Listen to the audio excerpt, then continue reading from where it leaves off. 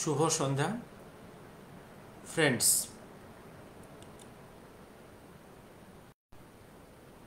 একটু দেরি করে ফেললাম। আজকে দুটো ইস্যু নিয়ে কথা বলবো। Am I audible? Am I audible?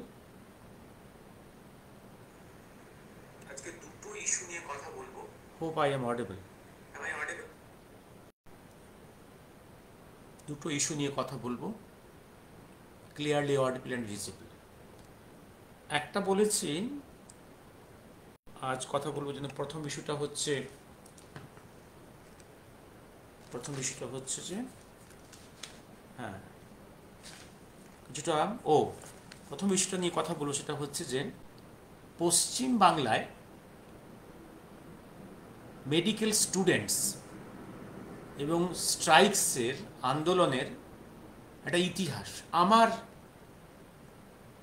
আমার আমার জীবনে, আমার মেডিকেল ক্যারিয়ার সেই অর্থে শুরু 1972-তে। আমি first joint entrance batch of Bengal pre medical.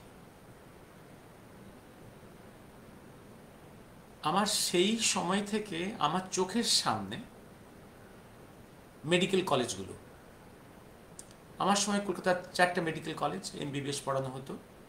Medical college, NRS, RG Kar এবং ন্যাশনাল। পিজিতে এমবিবিএস পড়ানো হতো না।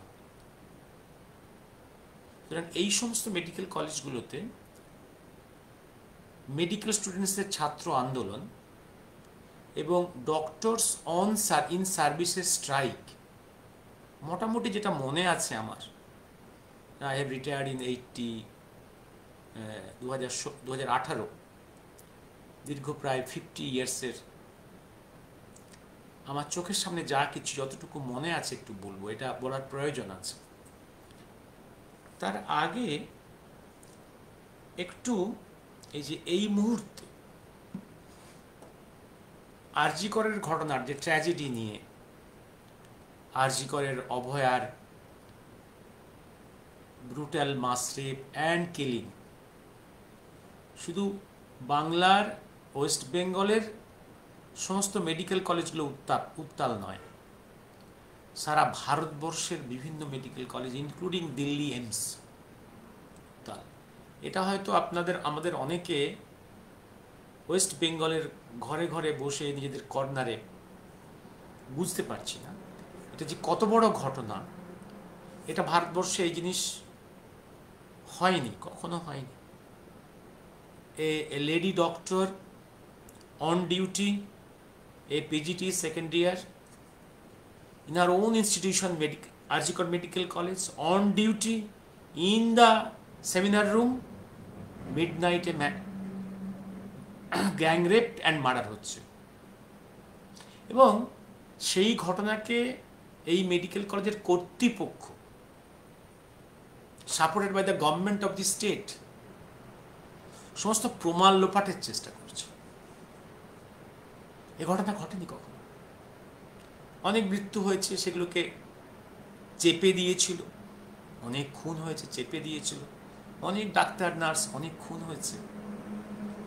কিন্তু এরকম, কারণ মেডিকেল স্টুডেন্টসরা, ডাক্তাররা, সিস্টাররা কত 50 ইয়ার্সে অনেক ঠকে অনেক শিখেছে, তাই প্রতিবাদের ভাষাটাও তার তীব্র হয়েছে।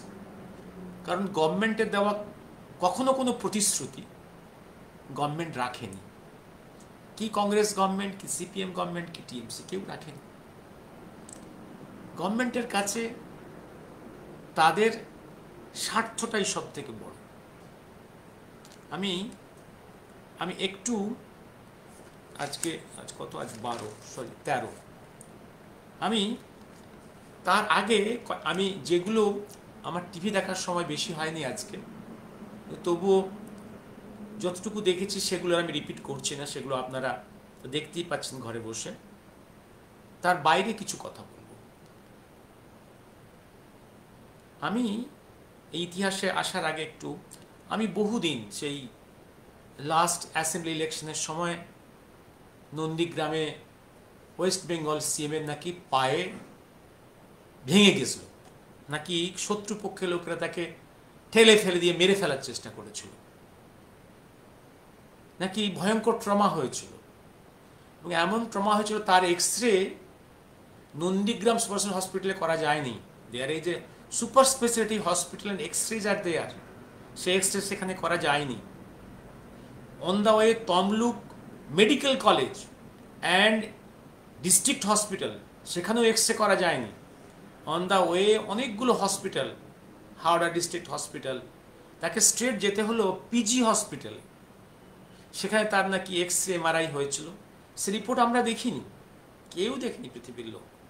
এবং তার প্লাস্টার হয়েছিল, এবং এমন প্লাস্টার হয়েছিল, এমন মিরাকুলাস প্লাস্টার, এমন সার্জনের হাতে, অর্থ সার্জনের হাতে, যে উনি পা নাচাতেন, সেই প্লাস্টারের পা নাচাতেন, নাচতো, পা নাচতো, এমন প্লাস্টারের গুণ। আমি বহু বছর চেষ্টা করেছি, হুইচ দ্যাট অর্থোপেডিক সার্জন।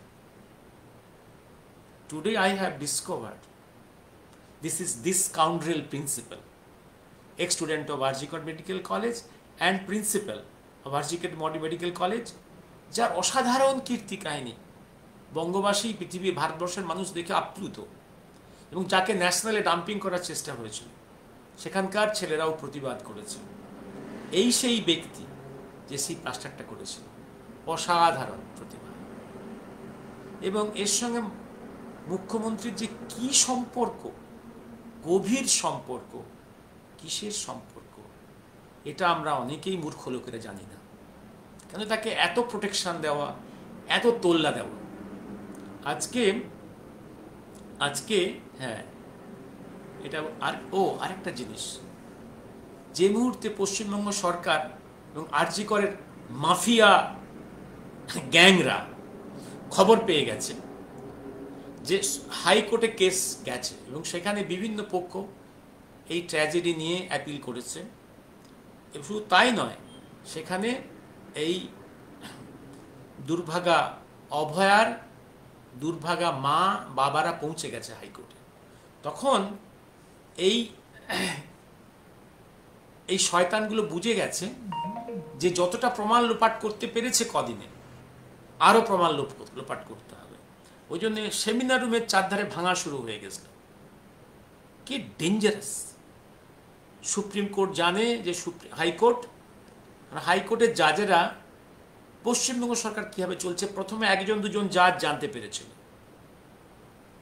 এখন হাইকোর্টের অধিকাংশ জাজ যারা Bengal origin or even from outside, তারা বুঝে গেছে how this Bengal government is running the dictatorial জানটা, এবং মাফিয়া এবং একটা স্টেট টেরোরিজম চালাচ্ছে। এটা হাইকোর্টের অধিকাংশ জাজ এখন জেনে গেছে। এবং এই যে এখন যে চিফ জাস্টিস হয়েছে, সেই অর্থে আউটসাইডার, ফ্রম আউটসাইড। এবং আজকে মমতা চিৎকার করে বলতেই পারে যে chief justice of the Calcutta high court is outsider, বহিরাগত। সিবিআই বহিরাগত, ন্যাশনাল হিউম্যান রাইটস কমিশন বহিরাগত, মহিলা হিউম্যান রাইটস কমিশন বহিরাগত, বলতেই পারে, মিছিল করতেই পারে, বহিরাগত, আমরা বহিরাগতদের ঢুকতে দেব না। যখন দেখলো বোধহয় এত কিছু করা যাবে না, বাকি যতটুকু এই কদিনে প্রমাণ লোপাট হয়ে গেছে, আরও প্রমাণ লোপাট, একদম পুরো ওই সাইটটাকে ভেঙে চুরমার করে দাও, যে প্লেস অফ ক্রাইমস, ওকে ধ্বংস কর। আমি ইতিহাস পাতায় চলে যাই। 1953 Shyamaprasad Mukherjee kept arrested in Kashmir valley, একদম সিটি সেন্টার থেকে দূরে, একদম যেখানে পপুলেশন ডেন্সিটি নেই, বেশি ঘর নেই, আউটস্কার্টে একটা ছোট বাংলোতে, যেখান থেকে সিটি সেন্টারের কমিউনিকেশন ভেরি পুয়ার। কাউকে যদি খুন করে ফেলে দেওয়া যায় কেউ দেখতে পাবে না, সেখানে ফেলে রাখা হচ্ছে কয়েক মাস। এবং সেই সময় জওহরলাল নেহরু দিল্লি থেকে শ্রীনগর গিয়ে আবদুল্লার সঙ্গে কদিন ছিল, কিন্তু একবারও বন্দি শ্যামাপ্রসাদকে দেখতে যায়নি। তারপরে সে মিস্টেরিয়াস ডেথ। শুধু তাই নয়, শুধু মিস্টেরিয়াস ডেথ নয়, শুনে রাখুন, আমি এই প্লেস অফ ক্রাইম এই বাংলোটা আছে কিনা খোঁজ নিচ্ছিলাম। আলটিমেটলি উত্তর পেয়েছিলাম, কারণ এই সাইটটা যাওয়ার আমার সুযোগ হয়নি।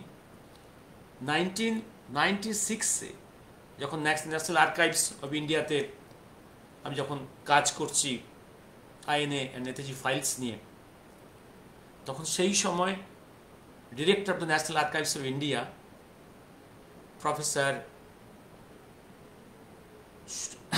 সুকুমার সরকার আমাকে বলেছিলেন, ডক্টর পাল, আমি ওই জায়গাটায় গিয়েছিলাম দেখতে, ওই জায়গাটা পুরো ডিমোলিশ করে দিয়েছে সঙ্গে সঙ্গে ঘটনার পরে। একদম আমি আবার বলেছি, নেহেরু, ইন্দিরা, সোনিয়া, এই ক্রিমিনাল, এই মাফিয়া কংগ্রেসের প্রোডাক্ট হচ্ছে মমতা। একই স্টাইল, ডিস্ট্রয়েড দ্য এভিডেন্সেস। আজকে প্রায় 60 ইয়ার্স ধরে নেতাজি পেপার্স তো কালেক্ট করছি, how much destruction is there I know. তাই নয়, অনেক কিছুতে কীভাবে এরা এভিডেন্সকে লোপাট করে, কি নটোরিয়াস এরা। এবার আমি আসছি আমি আরজি করের সেমিনার রুমটা বললাম।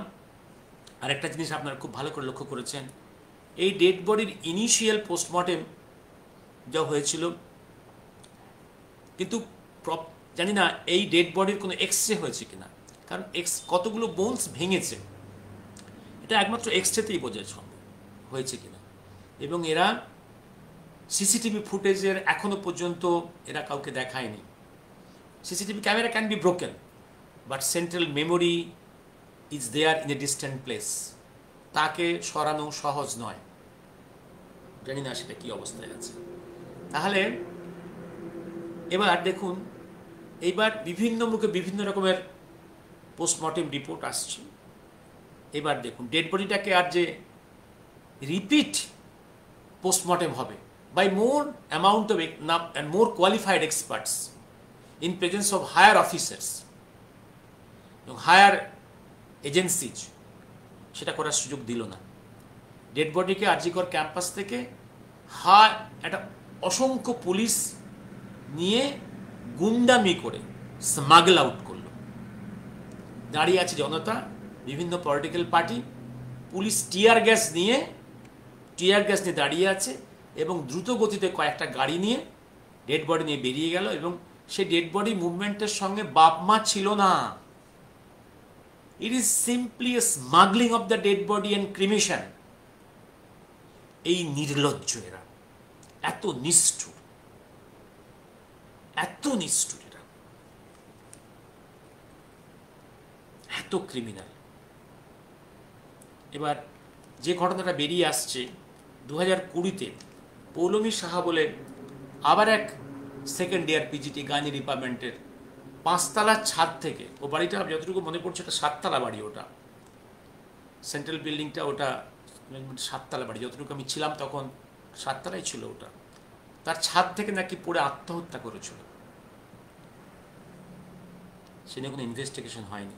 ওই কি হচ্ছে, সাইকিয়াট্রিক পারসন, তার ডিপ্রেশন থেকে সে সুইসাইড করেছে, এই থিওরিতে সব কভারেজ হয়েছে।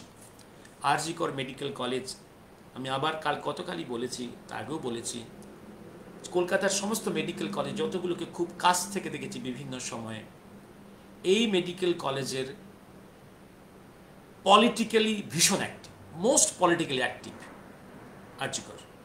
ওরা কংগ্রেস জামানায়, ওরা সব ওই কংগ্রেস, প্রো কংগ্রেস ছাত্র সংগঠন, ডক্টর সংগঠন। সিপিএমের সময় পুরো সিপিএমের প্রো সিপিএম সংগঠন, টিএমসির সময় পুরো টিএমসির সঙ্গে। ওখানে অপোজিশন ভয়েস, অন্য কোনো সেকেন্ড ভয়েসের কোনো স্পেস নেই, সেকেন্ড ভয়েসের কোনো জায়গা নেই। এবং সবসময়ই রুলিং পার্টির কাছে ওরা, এবং এই রুলিং পার্টির কাছে রুলিং ককাস, রুলিং জান্টা, তাদের একটা ইম্পর্ট্যান্ট কোয়ার্টার। সেখান থেকে অন্য যে কোনো ভয়েসকে ওরা থার্টল করতে পারে। এই কাজটাই চলে আসছে আমার চোখের সামনে লাস্ট 50 ইয়ার্স। পৌলমী হয়তো কিছু জেনে ফেলেছিল, ওটাকে তার পরিণতি ওই হয়েছিল। আর আজ তো চোখের সামনে এটা দেখা যাচ্ছে, এই আজকের অভয়ার it is a gang rape and killing, definitely with and বিহাইন্ডে একটা গ্যাং আছে, ওয়েল অর্গানাইজড। নাহলে এই মার্ডারটাকে প্রথমে সুইসাইড বলার কনস্পিরেসি কেন করেছিল, কেন করেছিল? মানে আগে থেকে তৈরি ছিল যে মার্ডার হবে, এইভাবে তারা ছক সাজাবে। এবার আমি আসছি ইতিহাসে। আমার চোখের সামনে বললাম 1972-তে আমার প্রথম মেডিকেল ক্যারিয়ার শুরু, এনআরএস মেডিকেল কলেজ আর গুরুদাস কলেজ, এই প্রি মেডিকেল। আমার যতটুকু মনে পড়ছে, এখন সবটা মনে নেই, এত দীর্ঘ পুরনো ইতিহাসটা। কারণ এই ইতিহাসটার সঙ্গে কেন অ্যাকোয়েন্টেড আমি, কারণ আমি আমার সার্ভিস ক্যারিয়ারে once I was the secretary of the HSA health service association, West Bengal doctors on সার্ভিসের প্রথম নিউট্রাল সংগঠন, যেটা 72-এর কাছাকাছি তৈরি হয়েছিল। One time I became his secretary and পরবর্তীকালে বিকেম দ্য প্রেসিডেন্ট। ন্যাচারাল ইতিহাসগুলোর সঙ্গে আমি অ্যাকোয়েন্টেড, আমার আগে এবং আমার সময়কার। আমি একটু যত মনে আছে, তারপরে রিটায়ার করে গেছি আজকে 6 বছর। ন্যাচারালি সব মনে নেই, তবুও বলি 1972 আমরা ফার্স্ট জয়েন্ট এন্ট্রান্স ব্যাচ। ওই বছরই বর্ধমান মেডিকেল কলেজ থেকে একটা মেডিকেল ছাত্র আন্দোলন শুরু হয়েছিল। That was trigger, that 1972 likely. এবং এটার সঙ্গে পরে যোগ হয় পশ্চিমবাংলার সমস্ত ডক্টরস, মেডিকেল কলেজগুলোর ডক্টরস এবং টিচার্সদের যোগ দেয়। এবং বর্ধমান মেডিকেল কলেজে কেন ট্রিগার করেছিল? কারণ Bardhaman medical college was not recognised by medical council of India at that time. Medical NRS, RG Kar, এরা হচ্ছে recognised by the medical council of India, but not the Burdwan medical college. এই বারওয়ান মেডিকেল কলেজের এরা আন্দোলন শুরু করে, demanding recognition, government West Bengal গভর্নমেন্টে চাপ দেওয়া to process to bring recognition for the medical college Burdwan. এর সঙ্গে অল মেডিকেল কলেজের টিচার্স এবং ডক্টরসরা জয়েন করে। সেকেন্ড যে ডিমান্ডটা আসে, তখনও পর্যন্ত ডক্টরসদের সার্ভিস বুকে কোনো রেগুলারিটি ছিল না, প্রমোশনের কোনো গ্রামার ছিল না, পোস্টিংয়ের কোনো গ্রামার ছিল না। এইখানে একটা ব্যাকরণ আনার জন্য তখন 72 মানে সময়টা হচ্ছে বাংলাদেশ ওয়ারের পরের ঘটনা। তখন যতটুকু মনে পড়ছে আমার, আইদার সিদ্ধার্থ শঙ্কর রায়ের গভর্নমেন্ট, খুব সম্ভবত সিদ্ধার্থ গভর্নমেন্ট, অথবা এ কেয়ারটেকার গভর্নমেন্ট চলছে তখন। হ্যাঁ, তখন maybe in-charge of the Bengal is Siddhartha Shankar Ray. এই আন্দোলন, এই সময় এইচএসএ তৈরি হয়, হেলথ সার্ভিস অ্যাসোসিয়েশন তৈরি হলো, পশ্চিমবাংলার প্রথম ডক্টরস ইন সার্ভিসদের সংগঠন এইচএসএ। হ্যাঁ, আর তার আগে হেলথ সার্ভিসে পেরিফেরাল ডাক্তার, নন টিচার্সদের একই ক্যাডার ছিল, কোনো ডিফারেন্ট ক্যাডার। আজকে যেমন টিচার্সদের একটা আলাদা ক্যাডার আর নন টিচার্সদের আলাদা ক্যাডার, এটা ছিল না। এইবার তখনই এইচএসএ তৈরি হয়। এবার এই এইচএসের তারপরে তো 77-এর পরে সিপিএম ক্ষমতায় এলো। এইবার স্টুডেন্টস এবং ডক্টরসদের মাঝে ছোটোখাটো আন্দোলন, কারণ সবসময়ই বিভিন্ন মেডিকেল কলেজে ডাক্তার সিস্টাররা মার খায়, সে তোমার মার খায়, আন্দোলন একটা হয় ছোটোখাটো, এ তো চলেই থাকে। এটার তো আর এই সংখ্যা অনেক, প্রতি বছরই সব মেডিকেল কলেজে কোনো না কোনো আন্দোলন হয়, স্ট্রাইক হয়। 80s-এর দিকে তখন আমার মনে পড়ছে, তখন আমি ডাক্তার হয়ে গেছি। তখন সিপিএম রুল চলছে। তখন এইচএসএ একটা আন্দোলন স্টার্ট করে অ্যাসোসিয়েশন। তখনও পর্যন্ত বেঙ্গলে একটাই ডক্টরদের সংগঠন এইচএসএ। এইচএসের বক্তব্য ছিল, লিডার্সের বক্তব্য ছিল, এই যে পোস্টমর্টেমটা হচ্ছে গোটা পেরিফেরিতে, in different sub hospitals, in district hospitals, এই যে পোস্টমর্টেমটা হয়, এই পোস্টমর্টেমটা খুব ভাইটাল জিনিস। Postmortem is very vital. কারণ পোস্টমর্টেমটার উপরে দাঁড়িয়ে থাকে ক্রিমিনাল কেসগুলো, মার্ডার কেসগুলোর ফিউচার, ভেরি ভাইটাল। সুতরাং নাম্বার ওয়ান, এই পোস্টমর্টেমটা হতে হবে by the skill person, knowledgeable person, যার ফরেন্সিক সায়েন্স নিয়ে ট্রেনিং আছে, একটা সার্টিফিকেট বা ডিগ্রি আছে। কিন্তু পেরিফেরিতে কোথাও পোস্টমর্টেম পিএসএম এর ডিগ্রিওয়ালা লোকেরা কোনো পোস্টিং নেই। তখন পোস্টমর্টেম কারা করতো? ইন রোটেশন, ধরুন একটা ঘাটাল এসডি হসপিটাল বা তমলুক এসডি হসপিটালে, সেখানে আছে surgery, medicine, gynae, I, ENT, বিভিন্ন লোক, এরা ইন রোটেশন। ইভেন মেডিসিন, যারা কখনো ডেড বডি কেটে দেখেনি, হ্যাঁ, আই, যারা ডেড বডি দেখেনি জীবনে, তারাও পোস্টমর্টেমের রিপোর্ট লিখতো। ডোমেরা কাটতো, ওরা দূর থেকে বসে বসে রিপোর্ট লিখতো। এরকম একটা ভেগ রিপোর্টের উপরে। আর তাছাড়া বিভিন্ন পলিটিক্যাল ইনফ্লুয়েন্সে পোস্টমর্টেম ডিস্টর্ট হতো। একটা অ্যাঙ্গেল। আরেকটা অ্যাঙ্গেল হলো যে মুহূর্তে একটা পেশেন্ট লিভিং এবং ডক্টরস, পেশেন্ট এবং doctor under the department of health, যে মুহূর্তে একটা dead body, it is no more under the department of health, it is department of home. তাহলে পোস্টমর্টেমের যে কাজটা ডিপার্টমেন্ট অফ হোমের, যেহেতু আমরা ডিপার্টমেন্ট অফ হেলথের আন্ডারে কাজ করি, আমরা কি করে হোম ডিপার্টমেন্টের কাজটা করব? আর হোম ডিপার্টমেন্টের কাজটা করতে গেলে এর স্পেশাল জিও থাকতে হবে, প্লাস এটা একটা রেমুনারেশন থাকতে হবে এবং ট্রেনিং থাকতে হবে। এই কোনোটাই তো ওয়েস্ট বেঙ্গল গভর্নমেন্ট দেয়নি। তাহলে আমরা এই কাজটা করব না। এই স্ট্রাইক করতে গিয়ে ওয়েস্ট বেঙ্গলে বিভিন্ন পেরিফেরিতে, সাব ডিভিশন ডিস্ট্রিক্টে শয়ে শয়ে ডেড বডি আটকে পড়ে থাকে। একটা ক্রাইসিস শুরু হলো। এই ক্রাইসিসের সময় সিপিএম গভর্নমেন্ট ভয়ঙ্কর নৃশংস রূপ ধারণ করে।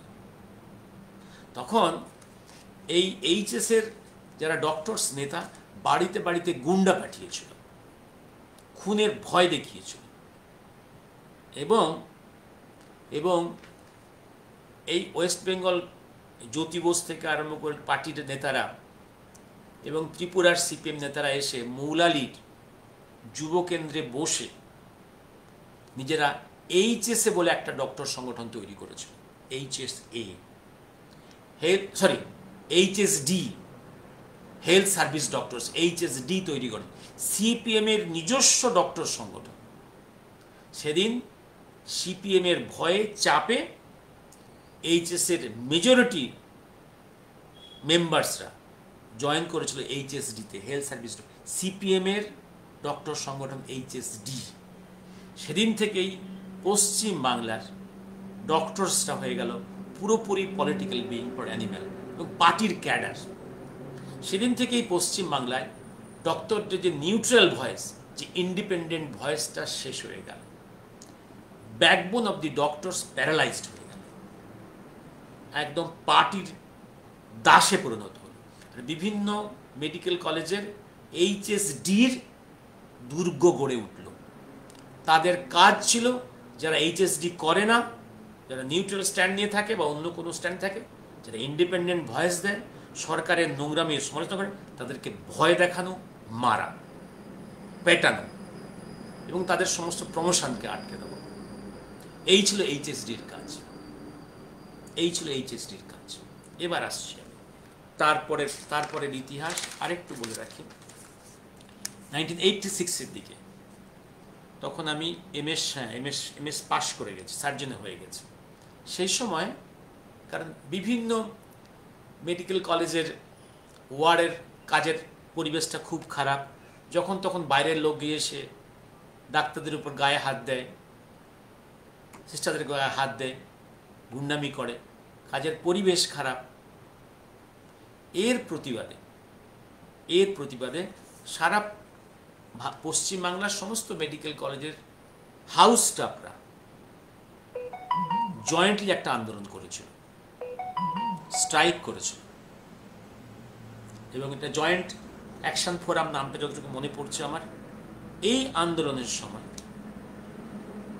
তখন জ্যোতি বসু মুখ্যমন্ত্রী, প্রমোদ দাশগুপ্ত সিপিএম এর দুর্দণ্ড প্রতাপ সেক্রেটারি জেনারেল, এই স্ট্রাইকিং ডক্টরসদের উপর ওরা লাঠিচার্জ করেছিল, ওরা গুলি ছুঁড়েছিল। যখন সাংবাদিকরা প্রশ্ন করেছিল আপনারা গুলি ছুঁড়লেন, তখন প্রমোদ দাশগুপ্তের সেই বিখ্যাত উক্তি, কমরেড প্রমোদ দাশগুপ্তের বিখ্যাত উক্তি শুনে রাখুন, সেই সময়কার খবরের কাগজ আর্কাইভসে গেলে এখনো পেয়ে যাবেন। পুলিশের বুলেটে কি কন্ডোম থাকবে? পুলিশের বুলেটে কি কন্ডোম লাগানো থাকবে? That was the statement of the comrade Pramod Dasgupta.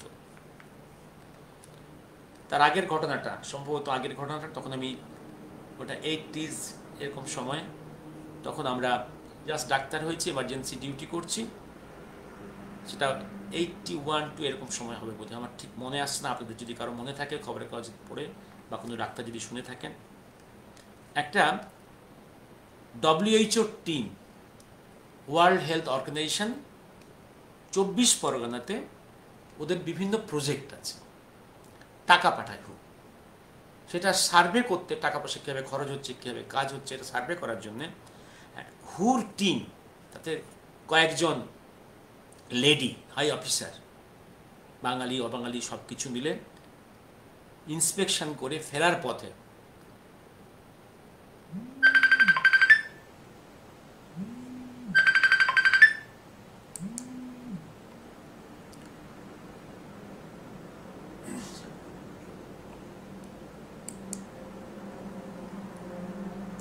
সেই গাড়ির উপরে, ওরা গাড়িতে করে ফিরছিল, গাড়ির উপরে একটা সশস্ত্র টিম আক্রমণ করে এবং ওরা স্পটেই নিহত হয়। একজন ছিল সুনিতা দেওয়ান, যতটুকু নাম মনে পড়ছে আমার। সেই বডিগুলো কয়েকটা এসছিল আমাদের NRS মেডিকেল কলেজের এমার্জেন্সিতে। আমাদের সিনিয়র দাদারা যেটা আমাদেরকে পরে বলেছে, inside vagina brutal attack, brutal torture, including in the vagina torch ঢোকানো ছিল। এবং সে সময় মনে পড়ছে যখন জ্যোতি বসুকে সাংবাদিকরা প্রশ্ন করেছিল এই ঘটনায়, জ্যোতি বসু একটা স্টেটমেন্ট করেছিল, এরকম ছোটোখাটো ঘটনা ঘটেই থাকে, এরকম ছোটোখাটো ঘটনা ঘটেই থাকে। হচ্ছে জ্যোতি বসু, প্রমোদ দাশগুপ্ত। আপনাদের বুদ্ধদেব ভট্টাচার্য কম পেছনে যান না, equally competent with Promode Dasgupta, Jyoti Basu. কদিন আগে তো অনেক লোক কেঁদেছে, কিছু উত্তর করেনি সেদিন। এইবার মনে পড়ছে দিন কয়েক আগে, NRS মোডি কয়েক বছর আগে, এক ক্যালকাটা সারাউন্ডিং একটা মুসলিম পল্লী থেকে একটা খুব এজেড পার্সন, খুব মরণাপন্ন হয়ে হসপিটালে ভর্তি হয়েছিলেন NRS মেডিকেল কলেজে। তাকে বাঁচানো যায়নি। একদম উন্মত্ত মব মিডনাইটে বড় বড় টেম্পোতে করে এসে ওয়ার্ডে ঢুকে ভাঙচুর করে ওই সময়কার ইন্টার্নদের একটা ব্যাচের যারা ইন্টার্নিং, তাদের যে টপার বয়কে, যে অন ডিউটি ছিল, ব্রুটালি আঘাত করেছিল, তার ব্রেনে হেমারেজ হয়েছিল। দ্যাট বয় নিউরোলজিক্যালি পার্সিয়ালি ইনেবলড হয়ে গেল। This is the situation. কিচ্ছু হয়নি, কোনো প্রোটেকশন নেই। RG কর মেডিকেল কলেজ, আমি আবার বলেছি, এই ক্যাম্পাসে কংগ্রেস যুগে কংগ্রেসের দুর্গ, কংগ্রেসের গুন্ডা বাহিনীর দুর্গ, সিপিএমের সময় সিপিএমের গুন্ডা বাহিনীর দুর্গ, TMCPর গুন্ডা বাহিনীর দুর্গ। কারণ মনে রাখবেন, এই দুর্গটা কারা গড়ে? যারা পলিটিক্যাল কন্ট্রোল নিতে চায়, যারা অপোজিশনকে থ্রটল করতে চায়, প্লাস টাকা পয়সার খেলা, হ্যাঁ, মানি র্যাকেটস এবং আরও অনেক কিছু সেই সঙ্গে আছে। এখন একটা সে গন্ধ পাওয়া যাচ্ছে RG করের মধ্যে, সম্ভবত ড্রাগ র্যাকেটসের জায়গা, কোটি কোটি টাকার 9-6-এর জায়গা। এই জায়গাটা, হ্যাঁ, আমি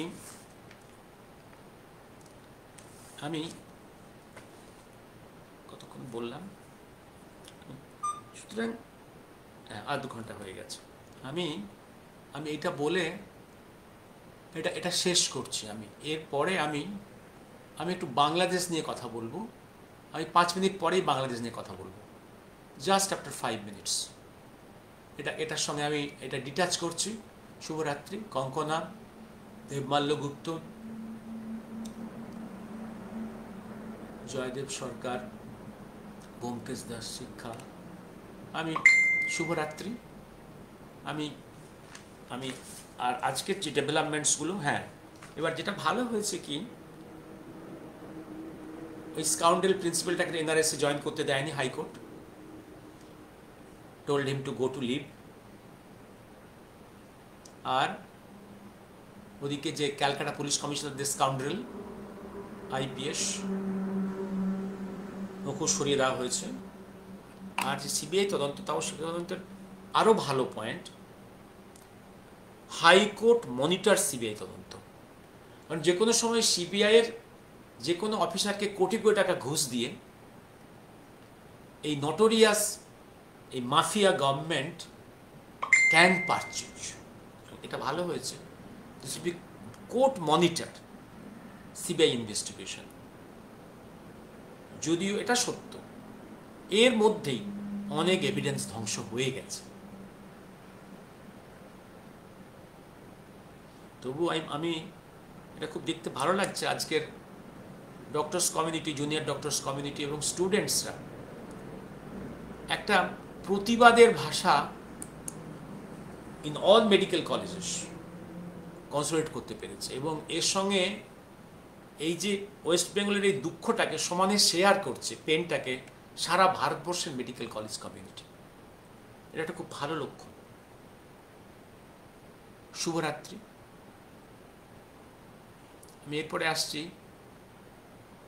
বাংলাদেশ কোন পথে। আমি 5 মিনিট পরেই আসছি, জাস্ট আমি এটার সঙ্গে আর যোগ দেব না।